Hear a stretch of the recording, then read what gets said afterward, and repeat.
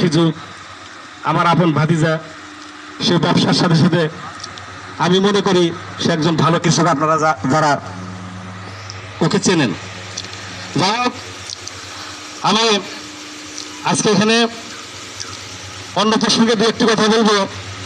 কারণ এক সময় এই অঞ্চল, আমরা লালমনিরহাটের মানুষ, কুড়িগ্রামের মানুষ, বিশেষ করে রংপুর বিভাগের মানুষ সবচেয়ে গরিব একটা আমাদের বদনাম ছিল, প্রণাম ছিল। কিন্তু খুশির খবর হলো আজকে রংপুর বিভাগ বাংলাদেশের মধ্যে গরিব নয়, আমাদের চেয়ে গরিব এখন বরিশাল বিভাগ। রংপুর বিভাগে যেমন কুড়িগ্রাম জেলা সবচেয়ে গরিব, আমাদের এই অঞ্চলে অনেক মানুষ দারিদ্রের কষাঘাতে পিষ্ট হয়ে নদী ভাঙারের নদীর সাথে যুদ্ধ করে অনেক মানুষ আমাদের এই অঞ্চলে আজকে স্থায়ীভাবে বসবাস করছে।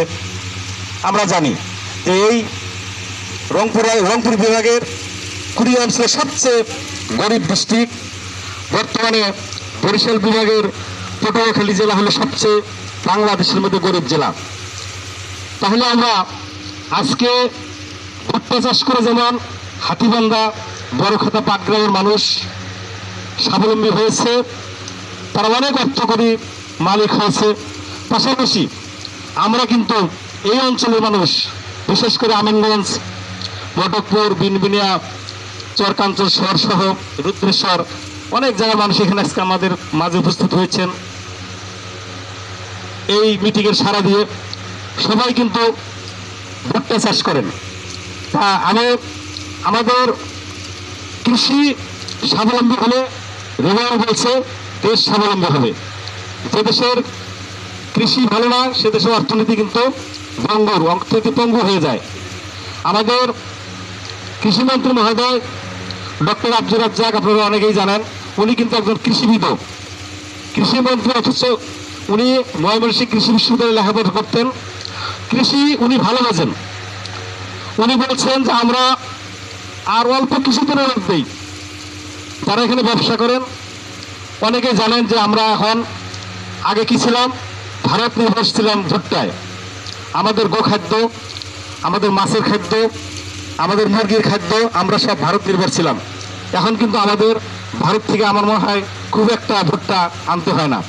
তো উনি চেষ্টা করতেছেন যে বাংলাদেশ মাছের স্বয়ংসম্পূর্ণ হয়েছে, বাংলাদেশ খাদ্যে স্বয়ংসম্পূর্ণ হয়েছে, বাংলাদেশ ভুট্টাতেও স্বয়ংসম্পূর্ণ হবে, এই লক্ষ্য নিয়ে কাজ করতেছেন। যাই হোক, আমি আপনাদেরকে ভুট্টা বীজ যেটা বলছে বাহুবলী 555, আমি যখন প্রথমে ওই নামটা শুনি তখন আমার মধ্যে একটা কৌতূহলের সৃষ্টি হয়েছিল। কোম্পানির লোকজন ভালো বলতে পারবেন, কারণ বাহুবলী, আপনারা যারা ফিল্ম দেখেন, সিনেমা দেখেন, ইন্ডিয়াতে একটা সিনেমা হয়েছে বাহুবলী 1 এবং বাহুবলী 2। বাহুবলীর নায়ক, আপনাদের সঙ্গে বলতেছে একটা কারণে, যে বাহুবলী নায়ক, ওর এত শক্তি, মানে এত শক্তি নায়কের, ভিলেনে কিন্তু শক্তিশালী ভিলেন। তারপরে আমরা সিনেমায় দেখি নায়কের সাথে কিন্তু ভিলেন যত শক্তিশালী হোক, শেষ পর্যন্ত কিন্তু ভিলেন পরাজিত হয়, নায়ক কিন্তু জিতে যায়। তা আজকে অনেকেই বলে যে গাছ, আমি ব্যক্তিগতভাবে মনে করি ওই ভুট্টার যে মোসাটা, এটা হলো নায়ক, আর গাছটা হলো ভিলেন। কারণ ভিলেনের চেয়ে কিন্তু নায়ক শক্তিশালী। কি করে বললাম যে নায়ক এবং ভিলেন যুদ্ধ করতে করতে লাস্ট পর্যন্ত কিন্তু ভিলেন একসময় কুপকাত হয়ে যায়। তা আমাদের ঝড় বৃষ্টি, আমাদের একজন সম্মানিত অতিথি বলছেন যে আল্লাহর উপর নির্ভর করে আমরা এই বীজটা রোপণ করব। তবে রেজাউল মেম্বার বলেছেন যে কৃষক যেন প্রতারিত না হয়, কৃষকের স্বার্থ নিয়ে কিন্তু আমাদের মেম্বার সাহেব অলরেডি বলেছেন। কারণ ভালো বীজ ভালো ফলন। আরেকটি কথা বলে আমি শেষ করব, যে বীজের ব্যাপারটা আমরা সবসময় আমাদের পার্শ্ববর্তী রাষ্ট্র ইন্ডিয়ার দিকে তাকায় থাকি। আপনারা যারা ভুট্টা আবাদ করেছেন, ধান আবাদ করেছেন, দেখা গেছে একসময় আমাদের যে দেশের যে ধানগুলো, জাতের ধান ছিল, সেগুলো এখন আর আমরা কেউ আবাদ করি না। আমরা দেখি নেপালি স্বর্ণা, আমরা ইন্ডিয়ার উপর অনেক সময় নির্ভর করি। অনুরূপভাবে ভুট্টার ব্যাপারেও আমি লক্ষ্য করি বা দেখি সবসময় যে ইন্ডিয়ার উপরে অনেক সময় নির্ভর করতে হয়। যাই হোক, আজকে এখানে যারা উপস্থিত আছেন, এই ভুট্টা আমার জানা মতে আমার আত্মীয়তার সূত্রে আমি প্রায় সানিয়াজন যাই, মানে বড় খাতায়, ওখানে গত বছরে এই ভুট্টাটা 45 থেকে 50 মণ পর্যন্ত আবাদ হয়েছে। আমার এক রিলেটিভ, আমার একদম খুব কাছের রিলেটিভ, 2 মাটির মধ্যে তার 50-50-100 মণ ভুট্টা হয়েছে।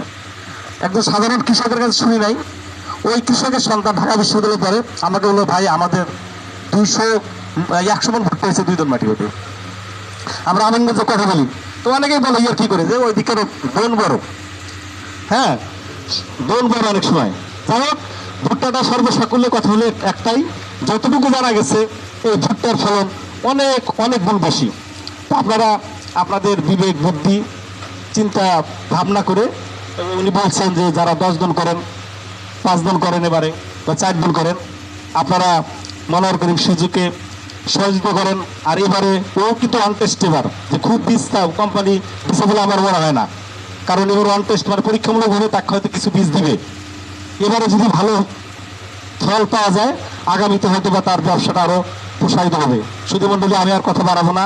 আজকে এখানে বিভিন্ন জায়গা থেকে, বিশেষ করে আমার জানা মতে এবং চেনা মতে কাঞ্চনস্বর, রুদ্রেশ্বর, মটকপুর, মহিষামরি এবং বিনবিনে থেকে যারা অতিথিরা আসছেন, হারিশ্বর থেকে আসতে দেখছি আমি, চলবলা ইউনিয়নের সবাইকে আমার ব্যক্তিগত পক্ষ থেকে শুভেচ্ছা এবং সালাম দিয়ে আমি আমার কথা শেষ করছি।